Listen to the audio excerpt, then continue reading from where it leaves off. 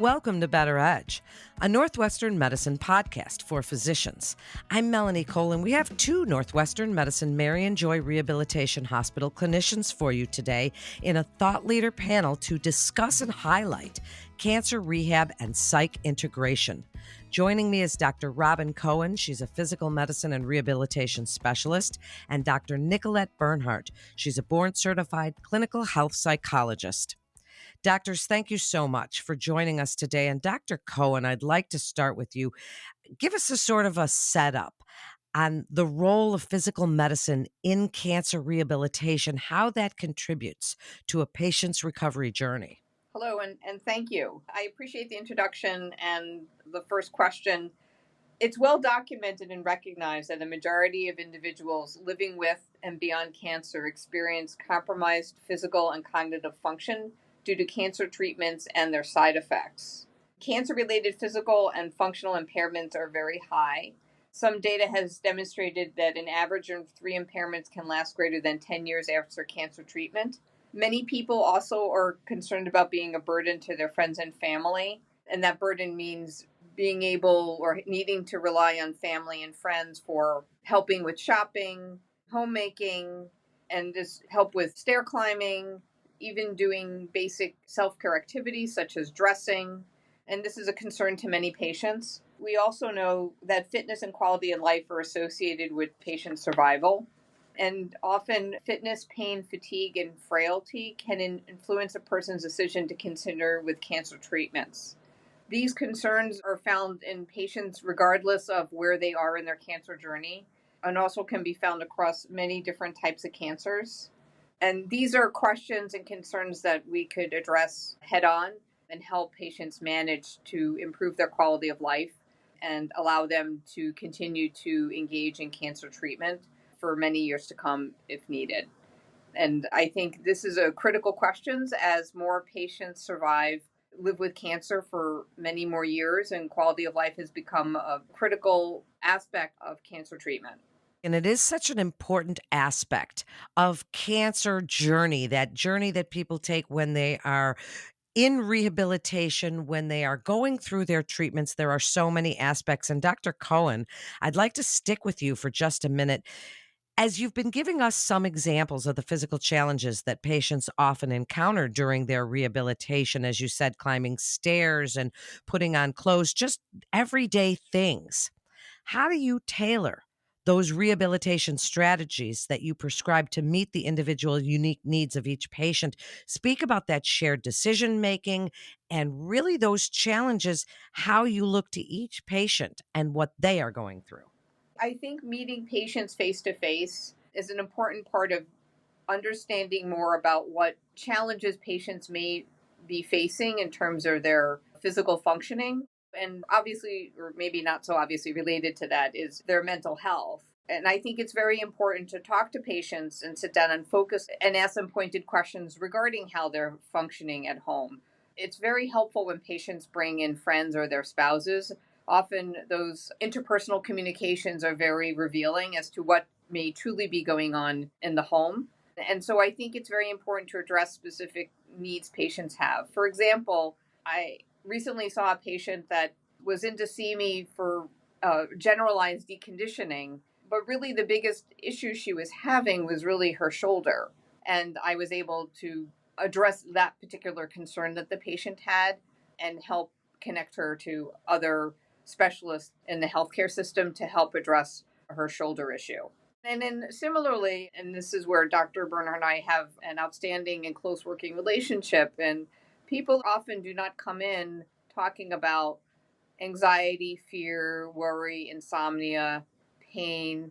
People are very stalwart, and those are hard feelings to bring up to the surface to discuss, I think. And sometimes having a more generalized discussion initially about activity and energy and fatigue, and you can kind of get to sleep, and sometimes that makes it easier to start a conversation about people's emotional state easier, and that is where I can help identify patients that really would benefit greatly from Dr. Bernhardt's care.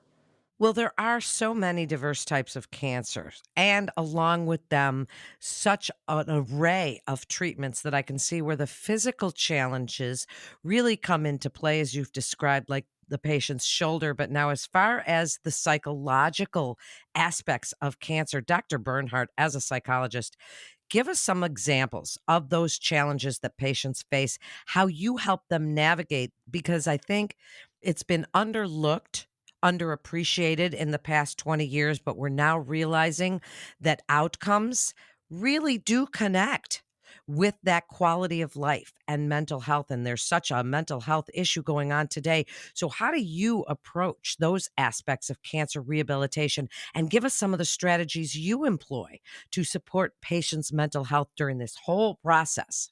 Absolutely. One of the biggest struggles I find is that patients do come in with a variety of different emotional aspects related to their cancer diagnosis and treatment. But the first thing I do is really assess where a patient is in their cancer journey.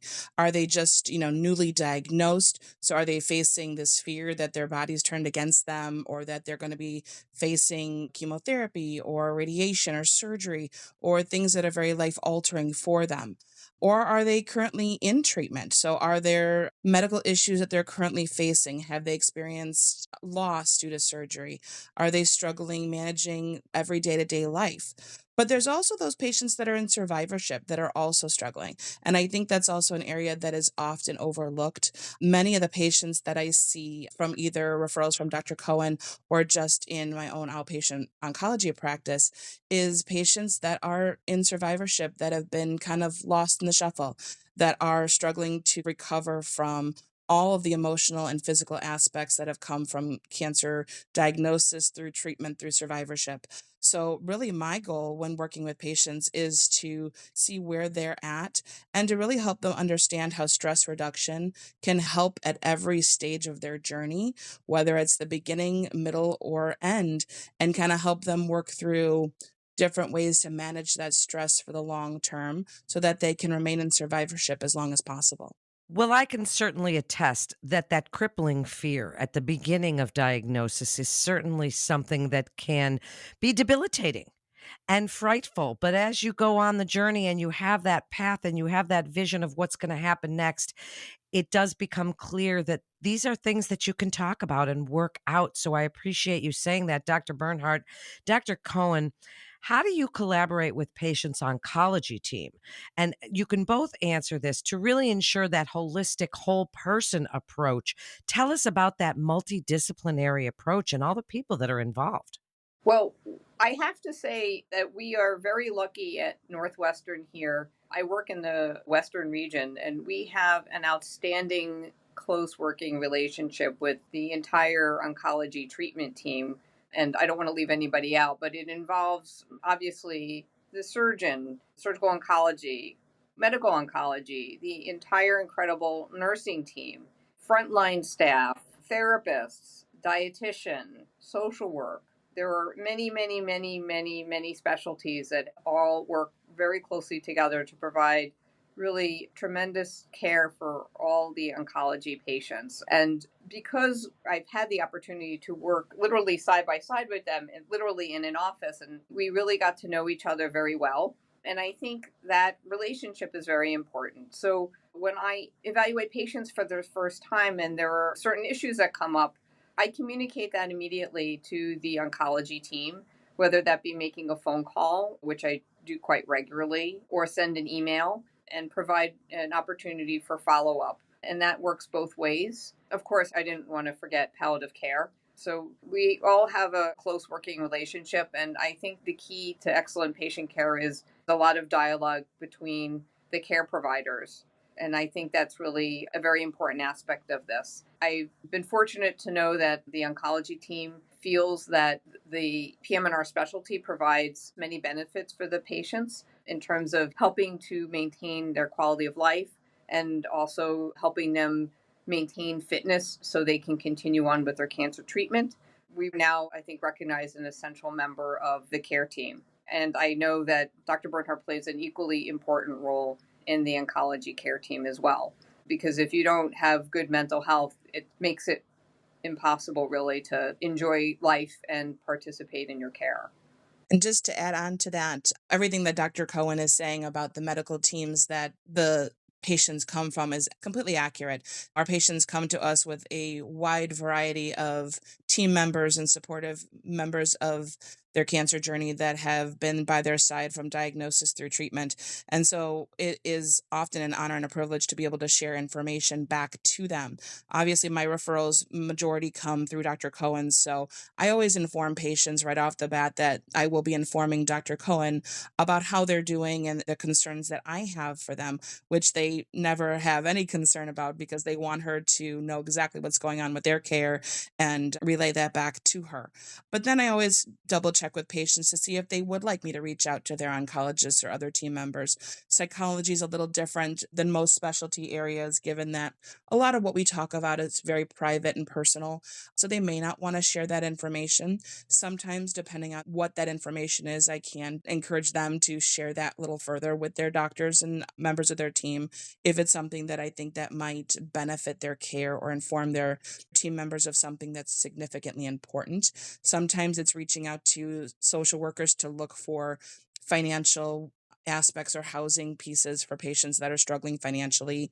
Sometimes it's reaching out to palliative care to help with some pain management issues, or even psychiatry to help with medication management for depression or anxiety. So we work very closely with all members of the team as possible to really help our patients get a full rounded care that they need and deserve. Thank you both for that. And Dr. Bernhardt, can you tell us more about your 4-week prehab program for stress reduction, how that benefits patients undergoing cancer rehabilitation? It was created in the sense of coming up with something that patients can do on their own, primarily at home, because obviously treatment and doctor's appointments takes up so much of their time. But it allows them to gain a little bit more control over their health in little ways. So once the referral has come from Dr. Cohen to myself, I'll see patients for an initial evaluation where I will assess a basic screening on cognition, substance abuse use, their cancer journey up until then, and then provide them with a overview of 5 different stress reduction techniques that range from diaphragmatic breathing to meditation to progressive muscle relaxation and more. They're educated on all of those. They're practicing those in session with me. And then they're given handouts on explanations on all of the different techniques. Then they're provided with a way to track their recovery process when it comes to working through all these techniques. They're given a calendar. So on Monday through Friday, they have to practice one of the techniques. It's all laid out for them. So maybe on Monday is diaphragmatic breathing, and on Tuesday it's passive muscle relaxation. And on the weekends, they get to do something fun, but it's all planned out for whatever month that they're joining me with. And then they keep track of how each technique works for them each week. So they can see what helps, what doesn't, what techniques they love, what they don't. And then after about 4 weeks, they come back to me. We assess kind of where they are emotionally and how they're doing. Some patients may think, I'm doing great. This is really helpful. I love these techniques. I feel great. And they can move on and check back in as necessary. Some patients may say, you know what, I still need some extra support. And that's when they usually come and see me for outpatient visits as well. But also during the program, I also keep track with them. I send them little weekly reminders. I send them little uplifting emails just to kind of make sure they're staying on track, but having some control over their health journey in as much of a way as they can.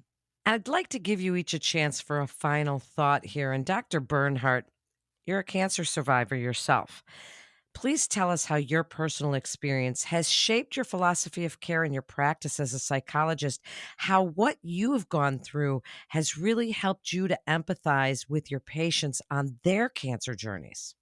It's an interesting question because so many patients that I've had the privilege to see over the years, I've shared my story with.